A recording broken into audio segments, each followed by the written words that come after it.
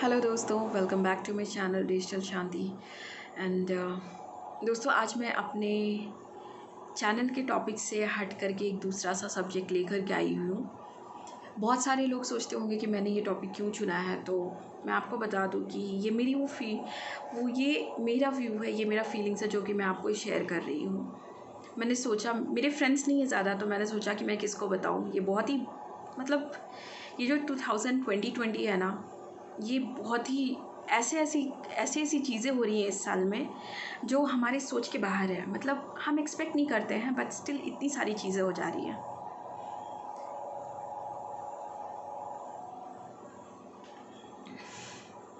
But जाहिर सी बात है कि हम इस पे कुछ कर भी नहीं सकते हैं। तो आपने सुना ही होगा, अभी से 2 दिन पहले हमने एक उगता हुआ सितारा खो दिया, सुशांत सिंह राजपूत। तो दोस्तों, मैं उनके बारे में आपको कुछ बताने के लिए आज ये टॉपिक मैंने चुना है, क्योंकि मैं बहुत टाइम से सोच रही थी मैं उनके बारे में कुछ शेयर करूं, बट मुझे वो मौका या वो समय नहीं मिल पा रहा था जहाँ पे मैं शेयर कर पाऊँ। बट स्टिल मैं चाहती हूँ कि आपको ये पता चले। आप में से कई लोग ऐसे होंगे जिनको पता नहीं होगा, बट स्टिल मैं चाहती हूँ, मैं उनके नाम पे ये सब डिटेल्स मैं शेयर कर रही हूँ। सो दोस्तों, आपको पता ही होगा कि उनका जन्म जो हुआ था ना, वो 21 जनवरी 86 को हुआ था उनका जन्म। और करीबन 2002 में उनकी मदर का डेथ हो गया था। तो फिर वो पटना से दिल्ली शिफ्ट हो गए थे। और दिल्ली शिफ्ट होने के बाद में, क्योंकि वो पढ़ाई में अच्छे थे, तो उन्होंने फ़िज़िक्स के ओलंपियाड में भाग लिया था, राइट। मे बी आपको पता होगा कि सुशांत सिंह राजपूत जो थे, उन्होंने फ़िज़िक्स के ओलंपियाड में भाग लिया था और फिर वहाँ पे वो गोल्ड मेडलिस्ट बने थे, उनको गोल्ड मेडल भी मिला था। तो ये बहुत ही अच्छी बात है कि हमारे पास में एक राइजिंग स्टार अवेलेबल था उस टाइम पे, और वो राइजिंग स्टार धीरे धीरे आगे बढ़ने लगा था अपने करियर में। और फिर उसके बाद में उन्होंने क्या किया था कि उन्होंने एक डांस क्लास भी ज्वाइन किया हुआ था, और उस डांस क्लास की मदद से वो अलग अलग जगहों पर, देशों में, बहुत सारे अलग अलग स्टेट्स, कंट्रीज़ में वो परफॉर्म किया करते थे। और इसके साथ साथ क्या हुआ था ना कि इसी के कारण उनकी पढ़ाई भी पूरी नहीं हो पाई थी, क्योंकि वो परफॉर्मेंस कर रहे होते थे। और फिर 2008 में उन्होंने एक सीरीज़ 2008 से पहले, मतलब इन डांस वगैरह के परफॉर्मेंस के साथ साथ उन्होंने कुछ एक्टिंग क्लासेस भी ज्वाइन की हुई थी। तो उन्होंने 2008 में उनका एक सीरीज़ आया हुआ था, किस देश में है मेरा दिल, राइट। इसमें उनकी एक्टिंग बहुत ही अच्छी रही थी। हमने उनको सीरीज़ में भी देखा था। ये सीरीज़ उस ज़माने में हमारा फेवरेट हुआ करता था, तो हम लोग देखते थे, हमें बहुत हैंडसम लगते थे वो। बट क्योंकि हम नाम नहीं जानते थे, इसलिए हम लोग ज़्यादा उसके बारे में बातें भी नहीं करते थे। अब बात होता है कि उसके बाद में 2009 में उनका एक और सीरीज़ आया था, एक और सीरियल उनका आया था, टीवी सीरियल। वो था पवित्र रिश्ता, जिसमें कि उन्होंने अंकिता लोखंडे के साथ में काम किया था। और ये सुपर हिट रहा था, मतलब ये काफ़ी हिट कर गया था उस टाइम पे, और ये सब उनको बहुत पसंद आया था। यस, मेरी फैमिली में भी सबको पसंद आया था, इवन मेरे भैया को, मेरी बहन को, सबको पसंद आया था। और हम सब ये सीरीज़ देखते भी थे, ये सीरियल हम लोग देखते भी थे।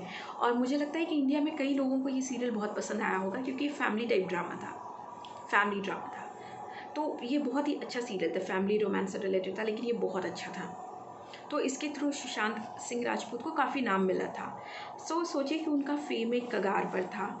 एक टीवी सीरियल से हट करके जब उनको सबसे पहला फिल्म मिला था, वो मिला था उनको 2013 में, जो कि काय पोचे करके नाम है उस मूवी का। ये मूवी भी बहुत चली थी। फिर आप समझ सकते हैं कि ये एक राइजिंग स्टार है, राइजिंग स्टार था, जो कि धीरे धीरे आगे बढ़ रहा था अपने करियर में। और सोचिए कि हमें इंडिया में कितने तरह तरह के लोग मिलते हैं, कितने टैलेंट्स होते हैं उनके अंदर में। मतलब एक तो ये बंदा पढ़ने में भी बहुत अच्छा, ऊपर से गोल्ड मेडलिस्ट, और प्लस एक्टिंग में भी बहुत ही बेहतर, सुपर। मतलब लोग इनकी एक्टिंग देखना बहुत पसंद करते हैं। बट ये बहुत, मतलब मैं आपको कैसे बताऊं, मुझे वर्ड्स नहीं मिल रहे हैं। दोस्तों, आपने देखा ही होगा कि सुशांत सिंह राजपूत जो हैं, उनकी फ़िल्म काफ़ी हिट कर गई थी। अब सोचिए, उनको करीबन 5 साल लगा था फिल्म इंडस्ट्री में सेटल होने के लिए।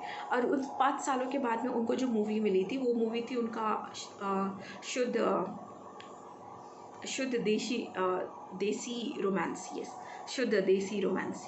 ये मूवी उनको मिली हुई थी, जो अच्छी अच्छी मूवी थी, उस टाइम पे काफ़ी चली थी। उसके बाद में 2014 में उनको MS धोनी मिली हुई थी। MS धोनी उन्होंने साइन किया था 2014 में। 2016 में वो मूवी आपका रिलीज़ हुआ था। और सोचिए लेकर के चलिए कि उनका करियर का जो स्टेज था ना, वो स्टेज कितना बेहतर चल रहा था। बीच में और भी ऐसे स्टेजेस रहे होंगे उनके लाइफ में जो कि थोड़े सक्सेसफुल नहीं रहे होंगे, बट हम कुछ अच्छी चीज़ों के बारे में ही बात करेंगे। और फिर उनका केदारनाथ का मूवी भी था, वो मूवी भी अच्छी थी, भले वो नहीं चली बट स्टिल वो मूवी अच्छी थी। तो आप लेकर के चलिए कि एक तरह से ये ऑल इन वन, ये वो कैरेक्टर है, ये वो एक्टर है हमारे इंडिया का जो कि बहुत ही अच्छा काम करता था। मतलब आप उनको किसी भी सीरीज़ में देखो, किसी सीरियल में, मूवीज़ में देखो, फुल ऑफ एनर्जी। मतलब उनका जो लेवल रहता था ना एनर्जी का, वो यहाँ तक रहता था, जो घटता भी नहीं था। मतलब लेकर के चलो कि आप उसको देखोगे और फिर आपके अंदर खुद से एनर्जी आ जाएगी, आप खुश हो जाओगे। सो ये है, जब हम उनकी मूवीज़ देखते थे ना तो हमें भी ये फीलिंग्स आती थी कि वाह यार क्या बंदा है ये। मतलब इस तरह की फीलिंग्स हमारे अंदर में आती है। अब आप ले करके चलो कि हमने उस राइजिंग स्टार को इतने सालों तक देखा है, तो अभी जो न्यूज़ हमें मिली हुई है 2 दिन पहले कि उन्होंने सुसाइड कर लिया, हमें ये बहुत बुरी बात है कि अभी के समय में हमारे जैसे पढ़े लिखे लोग उनके इस डेथ का वीडियोस, फोटोग्राफ्स को व्हाट्सएप पे शेयर करें उनकी डेड बॉडी की। मतलब यार थोड़ा सा ह्यूमैनिटी रख लो, थोड़ा सा ह्यूमैनिटी रख लो। फ़ोटोज़ एक मतलब उस चीज़ को क्यों शेयर करना है? थोड़ा सा ह्यूमैनिटी दिखाओ, उस चीज़ को शेयर मत करो। आप बात कर रहे हो दैट इज़ ओके, बट इस तरह से फ़ोटोग्राफ्स को इस तरह से शेयर करना कि हाँ ऐसे करके उनका डेथ हुआ, ये बहुत गलत बात है ना। मतलब एक कॉमन सेंस वाली बात होती है, आप थोड़ा सा मतलब ध्यान दो कि इस तरह की चीज़ों को थोड़ा सा प्राइवेसी दो। बिकॉज हमें नहीं पता है कि क्या हुआ था क्या नहीं हुआ था, we are not aware right. हमें तो ये भी नहीं पता है कि उनके डेथ का कारण क्या था। मतलब थोड़ा सा एक होता है ना भैया कि चलो न्यूज़पेपर हम समझ सकते हैं कि वो एक फ़ोटोज़ लेकर के डाल देते हैं, बट हम तो ह्यूमन है ना, हम एक इंसान है, जीते जागते इंसान है, हमें थोड़ी सी रिस्पेक्ट देनी ही चाहिए ना। तो मैं आपसे रिक्वेस्ट करूँगी कि अगर आप इस तरह के इंसिडेंट्स कभी भी देखते हैं ना तो give little bit of respect to them. आप उनको थोड़ा सा रिस्पेक्ट दीजिए, थोड़ी सी इज्जत दीजिए। ज़रूरी नहीं कि आप वो फ़ोटोग्राफी शेयर करोगे तभी लोग देखेंगे, नहीं, आप उनको बता भी सकते हो। आप उनको बताओगे तो लोगों को पता चलेगा, बट इस चीज़ को नेगेटिव वे में ना लें। जो मैं आपसे अभी बताने जा रही हूँ इसे नेगेटिव वे में ना लें। मैं इस तरह से आपको नहीं बता रही कि आप भड़क जाओ, आप गुस्सा करो ऐसा कि नहीं यार ये कैसे बोल सकता है, ऐसा नहीं है। मैं आपको इसलिए बता रही हूँ क्योंकि कहीं ना कहीं पे सोसाइटी जो होती है ना कहीं पे हमारे जैसे लोग ही होते हैं जो कि एक इंसान को उस स्टेज तक लेके जाते हैं जहाँ पे वो सुसाइड की कगार पे खड़ा हो जाता है। हम उनको ज़बरदस्ती धक्का देने लगते हैं। आप लेकर के चलो कि हमारे देश में, हमारा जो ये कंट्री है ना इंडिया, यहाँ पे हमारी इस कंट्री में हर रोज़ एक बिजनेसमैन, एक स्टूडेंट या फिर एक आप लेकर के चलो कोई भी छोटा मोटा एम्प्लॉई हो या फिर कोई भी किसान वगैरह वर्कर्स जो होते हैं, फील्ड वर्क कर रहे होते हैं या फिर फार्मर्स होते हैं, हर रोज़ कोई ना कोई सुसाइड कर रहा होता है। और इसका वजह कहीं ना कहीं पर से हमारी सोसाइटी ही होती है या फिर हमारे जैसे लोग होते हैं जो उनको डीमोटिवेट करते हैं, जो उनका मजाक उड़ाते हैं, जो उनके ऊपर हंस रहे होते हैं, उनकी प्रॉब्लम्स को देख करके उनका मजाक उड़ाते रहते हैं लगातार, जो उनको पिंच कर रहे होते हैं। तो मानती हूँ कि आपको ये सब चीज़ें पता नहीं चलती कि आप उनको पिंच कर रहे हो, बट एज अ ह्यूमन आप थोड़ा बहुत ध्यान में रख सकते हो ना। आप सोचो कि जब आपको हेडेक होता है, आपके दोस्तों को हेडेक होता है, आपको हेडेक होता है, आप बोलते हो भाई हमको सर दर्द हो रहा है, भाई मुझे सर दर्द हो रहा है, दवाई दे दो। अब देखो सर दर्द की दवाई तो मिल गई, लेकिन अब आप लेकर के चलो कि इसके अंदर जो चल रहा है उसका दवाई कहाँ से आएगा? उसके लिए तो कोई मेडिसिन ही नहीं बनी है। और जो इसके अंदर चल रहा होता है ना, वो अगर बाहर नहीं आएगा तो उसकी दवाई भी नहीं मिल सकती है, डॉक्टर भी उसका इलाज नहीं कर सकता जब तक कि वो यहाँ पर से बाहर ना आ जाए। तो ये वो चीज़ें होती है ना जिसे लोग शेयर नहीं कर पाते हैं। लेकिन इसका कुछ आप ले करके चलो कि इसका इलाज भी होता है। हमारी सोसाइटी, हमारे जैसे लोग ही इसका सॉल्यूशन निकाल सकते हैं। मैं बस आपको ये बोलना चाहती हूँ ना कि अगर आप देखते हो, एग्ज़ाम्पल ही ले लो कि जैसे कोई लड़की होती है। अब कोई लड़की किसी एक काम में बहुत ही बेहतर है जिसमें कि वो अपना करियर बना रही है, उसने पोस्ट डाल दिया अपने करियर से रिलेटेड या कुछ भी उसने पोस्ट डाल दिया है, तो हम भारत वाले लोग क्या करते हैं, हम उसके फ़ोटोग्राफ्स के नीचे ऐसे ऐसे कमेंट्स करते हैं ना कि यार आप देख करके सोचो, खुद से सोचने लगोगे कि आखिर हम हैं कहाँ पे इस समय। ये हमारा ही भारत है ना, हमारा ही कंट्री, हमारा ही देश है। हम कर क्या रहे हैं और ये हम क्या कर रहे हैं।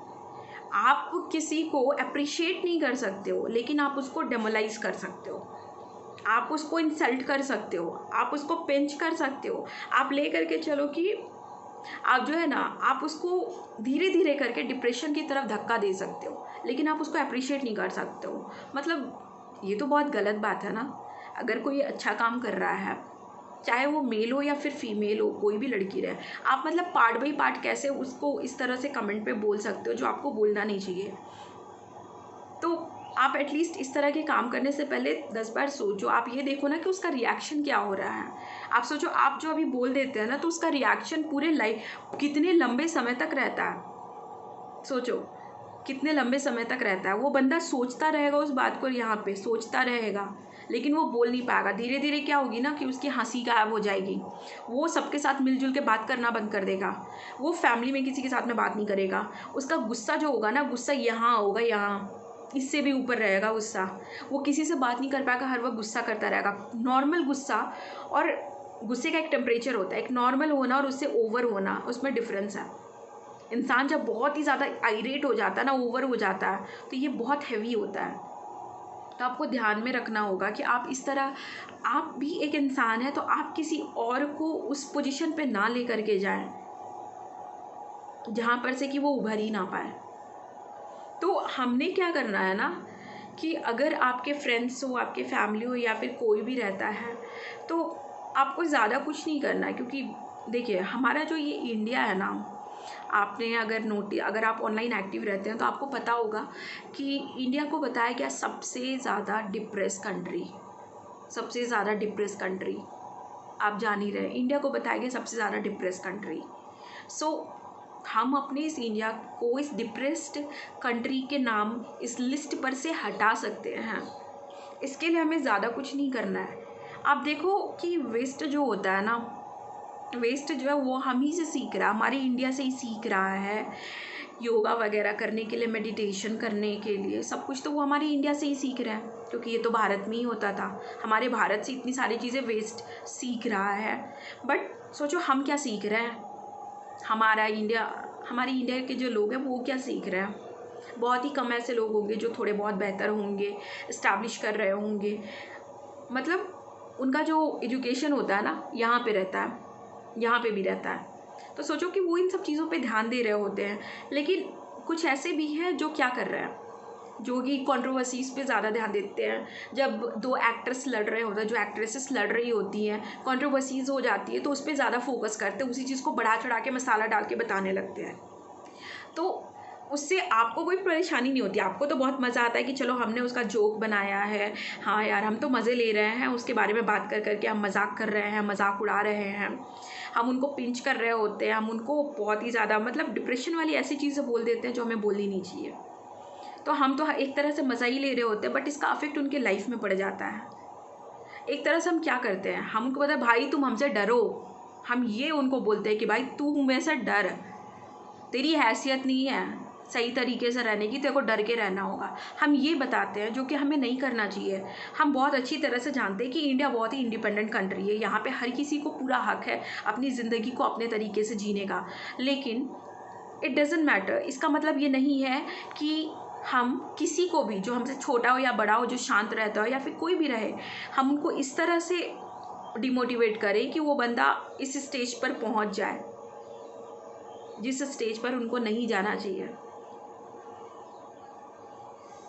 ये हम ही हैं, जो हमारे जैसे लोग ही हैं। ये मैं हूँ, ये आप हैं, और ये वो सारे लोग हैं जिनको ये पता होता है कि हम बहुत कुछ ठीक कर सकते हैं, सुधार सकते हैं।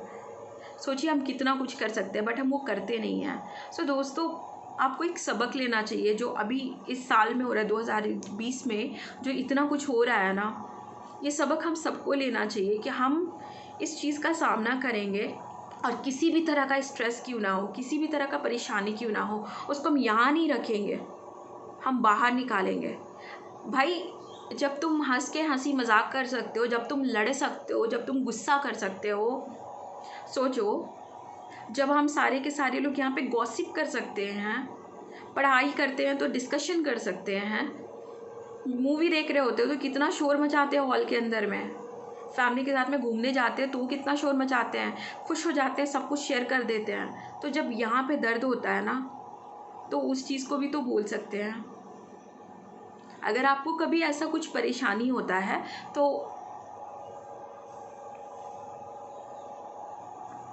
आप उससे अपने दोस्तों को शेयर करिए, अपने फैमिली मेम्बर्स को शेयर करिए, जो आपके करीबी दोस्त हैं उनको बताइए। आपको मतलब आप जब उसे बताओगे, बोलोगे ना, तो फिर आपका मन हल्का होगा। हम जानते हैं कि हर परेशानी का सॉल्यूशन इस तरह से नहीं निकल सकता, बट स्टिल थोड़ा सा आपका मन हल्का होगा। आपको कुछ ना कुछ राय ज़रूर देंगे आपके दोस्त, आपके फैमिली मेम्बर्स, कोई ना कोई आपको इस तरह का राय ज़रूर देगा कि आप थोड़ा उस पर मोटिवेट फील करोगे, आप पॉजिटिव फील करोगे, आपको थोड़ा सा अच्छा फील होगा और आप उस डिप्रेशन तक जाओगे ही नहीं। क्योंकि डिप्रेशन जैसे जैसे बढ़ने लगता है ना, वो सुसाइड का साइन लेकर के आ जाता है। और डिप्रेशन बहुत ही बुरी चीज़ है, चाहे वो मैं रहूँ, चाहे आप रहे, या फिर कोई भी हो। अगर आपको ज़रा सा भी इसका साइन मिलता है ना, फॉर एग्ज़ाम्पल आप लेकर के चलो कि कोई भी इंसान अपने दोस्तों से, फैमिली से मतलब कट ऑफ करके रह रहा है, उनके साथ में नहीं रहा, अकेले रह रहा है, अकेले रहना पसंद करता है, या फिर आप लेकर के चलो कि बहुत ही ज़्यादा गुस्सा कर रहा है, एक्सेसिव गुस्सा कर रहा है, जितना वो पहले करता नहीं था उससे भी ज़्यादा कर रहा है। ये सब कुछ आपका डिपेंड करता है मेंटल हेल्थ के ऊपर में। तो मेंटल हेल्थ आपका अच्छा होना चाहिए। अगर नहीं भी है तो अगर आप खुद अपना मेंटल हेल्थ अच्छा रख रहे हो ना, तो आप दूसरों का भी मेंटल हेल्थ अच्छा रख सकते हो। आपको ज़्यादा कुछ नहीं करना। मेंटल हेल्थ को ठीक करने का बहुत ही बेहतर ऑप्शन होता है छोटी छोटी सी चीज़ों पे थैंकफुल रहो। अपने लाइफ में छोटे छोटे से गोल बनाओ, बड़े बड़े गोल नहीं बना सकते हो कोई बात नहीं, छोटे छोटे से गोल्स बनाओ, छोटी छोटे से प्लानिंग करो। बड़े बड़े प्लानिंग्स नहीं कर सकते हो तो छोटे छोटे से प्लानिंग्स करो, उसे कंप्लीट करने की कोशिश करो, लाइफ में खुश रहने की कोशिश करो, आगे बढ़ो, टेस्ट करो अपने पोटेंशियल्स को। जो भी काम आप कर सकते हो, हर इंसान का अपना एक पोटेंशियल होता है एक काम करने का। आप आज कुछ काम करो, हर दिन कुछ नई चीज़ें सीखो, आपको अपने अंदर में बदलाव दिखेगा। आप ये सारे काम करोगे, आपको अपने अंदर में बदलाव दिखेगा। और हर दिन के लिए, हर छोटी छोटी चीज़ों के लिए, चाहे बड़ी हो या छोटी हो, अच्छा हो या बुरा हो, सभी चीज़ों के लिए थैंकफुल रहो, गॉड को थैंकफुल रहो। हर चीज़ों के लिए, चाहे कोई इंसान हो, कोई भी रहे, किसी के लिए कोई आपके लिए कुछ कर देता, हर छोटी चीज़ के लिए थैंकफुल रहो। देखना आपको अपने अंदर में चेंजेस दिखेगा, और वही चेंजेस आप दूसरों की लाइफ में भी लेकर के आओगे। तो वहाँ पे क्या होता है ना कि नेगेटिविटी के चांसेस घट जाते हैं। नेगेटिविटी नहीं रहती, वो घटने लगती है, वो बढ़ती नहीं, वो घट जाती है। आप लेकर के चलो कि, और एक सबसे अहम बात है, नेगेटिविटी का एक और कारण भी होता है कि हमारा इन्वायरमेंट अगर नेगेटिव है तो आपको उस इन्वायरमेंट को नेगेटिव से पॉजिटिव में चेंज करना होगा। और ये मैं, आप और हमारे जैसे लोग ही कर सकते हैं। इन्वायरमेंट को पॉजिटिव में चेंज करिए।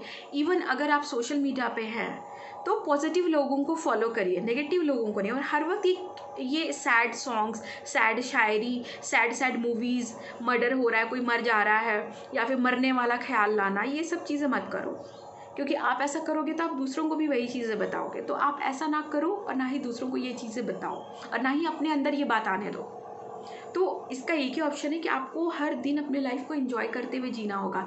भाई, रोने के लिए तो हम जब दुखी रहते हो तो साल भर, महीनों भर रोते रहते हैं, लेकिन खुश होने के लिए एक छोटा सा मौका ही चाहिए होता है। ऐसे भी लाइफ बहुत छोटी है, बहुत बड़ी तो लाइफ है नहीं, कब आपकी लाइफ ख़त्म हो जाए इसका कुछ अंदाज़ा नहीं है। तो अपने लाइफ को जियो, ढंग से, तरीके से जियो, खुश हो करके जियो, साथ में खुशी बांटो। तो ये बहुत ही सिंपल सी चीज़ें हैं जो बहुत अच्छी हैं, जो आप अपने लिए और दूसरों के लिए कर सकते हो। और सबसे बेस्ट टिप जो मैं आपको देने जा रही हूँ ना अभी, ये मैं अपने लाइफ में भी अप्लाई करती हूँ। क्योंकि मैं अपने लाइफ में अप्लाई करती हूँ, इसलिए मैं आपको भी बता रही हूँ कि कोई बात नहीं, कोई बात नहीं है अगर आप आज फेल हो गए हो, कोई बात नहीं है अगर आप आज सक्सेसफुल नहीं हुए हो, कोई बात नहीं है अगर आज आपसे ये काम नहीं हो पाया। आज आपने अगर 10 सेल कराए, कोई बात नहीं, कल आपने 50 कराया था, आज आपने 10 ही कराया, कोई बात नहीं, इट्स ओके। अपने आप को बोलो कि कोई बात नहीं, इट्स ओके, हम कर सकते हैं, हम बेहतर कर सकते हैं। आज ख़राब है, ज़रूरी नहीं है कि लाइफ टाइम तक ही ख़राब रहेगा। ज़रूरी नहीं है कि हम लाइफ टाइम तक कुछ लर्न नहीं कर पाएंगे। ज़रूरी नहीं है कि अगर आज हम कमज़ोर हैं पढ़ने में तो हम हमेशा ऐसे ही रहेंगे। हर इंसान के अंदर में कोई ना कोई क्वालिटी, कोई ना कोई खूबी भगवान ने दे के रखी है। वो समय आते आते धीरे धीरे करके ही वो इम्प्रूव होगी, एक ही बार में इम्प्रूव नहीं होगी। सो दोस्तों, पॉजिटिव रहिए, कभी भी नेगेटिव मत सोचिए और ना ही किसी को नेगेटिव सोचने दीजिए। अगर आपको इस तरह के बिहेवियर वाले लोग मिलते हैं आपके अगल बगल, दोस्तों में, सर्कल्स में, फैमिली में, तो उनको पॉजिटिविटी बताइए, खुश रहने की कोशिश करिए, साथ में उनको भी रखिए और कोशिश करिए कि उनके अंदर में इस तरह की नेगेटिव बातें ना आए। अगर आती हैं तो फिर डिस्कस करिए धीरे धीरे करके।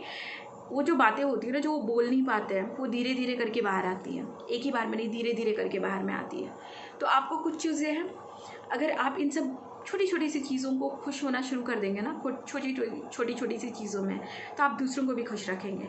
और फिर जो डिप्रेशन है ना, ये यूँ हट जाएगा, चुटकियों में हट जाएगा और फिर इंसान सुसाइड के बारे में सोचेगा भी नहीं।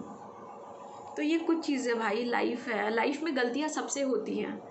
मुझसे भी बहुत सारी गलतियाँ हुई हैं, मैं एक्सेप्ट करती हूँ, मेरे से भी बहुत सारी गलतियाँ हुई हैं, बट इट डज़ंट मीन ना कि हम डिप्रेशन में चले जाएं। गलतियाँ होती हैं, सुधारने के लिए आप सुधार दो उस गलती को, अगली बार कुछ बेहतर करो उससे। अपने आप देखो, अपने आप में आपको काफ़ी अच्छा और बेहतर फील होगा। अगर आप आज सक्सेसफुल नहीं हुए हो ना, कोई बात नहीं, आप फिर से ट्राई करो भाई। हम ये तो बोल सकते हैं ना कि एटलीस्ट मैंने कोशिश तो की है। सो कोशिश करो, होप बिल्कुल मत छोड़ो। विद गॉड ग्रेस आप आगे ज़रूर बढ़ोगे और ये नेगेटिव चीज़ें भी लाइफ से हट जाएंगी। So be positive, cheer up, smile करो, खुश रहो, खुशियाँ बांटो और लाइफ को जियो। गुजारो नहीं, लाइफ को जियो। ये आपकी लाइफ है, अभी तो मिली है, तो इसे जी भर के जी लो, यही समय है जीने का। तो दोस्तों, आशा करती हूँ कि मैंने आपको ये पसंद आया होगा एंड आई होप, ये मैंने किसी दूसरी वजह से नहीं बनाया है। मैं आपको फिर से बता दूँ, जाते जाते मैं आपको बता दूँ कि मेरी मन की इच्छा थी कि मैं ये बातें आपसे शेयर करूँ, तो मैंने इस पे वीडियो बना करके आपको दे दिया है। आई होप कि आपको ये पसंद आए। सो दोस्तों, बी पॉजिटिव मैं अगेन कहूँगी, और अगर आपने मेरे चैनल को सब्सक्राइब नहीं किया तो आप ज़रूर से सब्सक्राइब करिए। और आपके पास में अगर कुछ सजेशन, कुछ कमेंट्स हैं तो आप मुझे वो दे सकते हैं। मैं पूरी कोशिश करूँगी कि मैं उसे फॉलो करूँ, उसके ऊपर मैं आपको और भी डिटेल्स शेयर कर पाऊँ। बट ये मेरा पर्सनल था जो कि मैंने आपको शेयर किया हुआ, तो प्लीज़ इससे नेगेटिव ना ले। सो दोस्तों, इतना समय देने के लिए थैंक यू सो मच। सो दोस्तों, टेक केयर, बाय बाय, हम फिर मिलेंगे।